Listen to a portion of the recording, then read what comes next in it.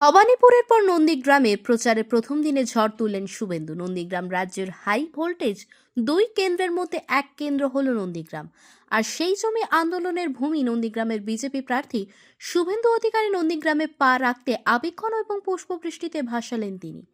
এদিন নন্দীগ্রামের হরিপুর প্রাক্তন প্রধান বয়াল ঝুমা মান্না, বয়ালের প্রাক্তন উপপ্রধান চন্দ্রকান্ত মণ্ডল, তৃণমূল কর্মী শেখ সঞ্জয় রহমান, তৃণমূল কর্মী আলী আহমেদ লালটু বিরোধী দলনেতা এবং মেঘনাথ পালের হাত থেকে পতাকা ধরেন। এদিন শুভেন্দু অধিকারী কলকাতায় তাপস রায়ের গাড়ির ওপর হামলা প্রসঙ্গে তীব্র প্রতিক্রিয়া দেন।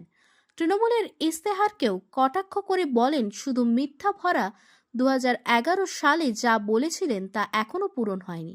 বাংলায় একাধিক থানার ওসি আইসিদের বদল করতে হবে, শুধু ওপরে বদল করলে হবে না। এবার তৃণমূলের প্রতিষ্ঠা লগ্নে যারা ছিল তাদের সকলকেই বাদ দিয়েছে তৃণমূল, বঞ্চনা করেছে নন্দীগ্রামের শহীদ পরিবারের প্রতি।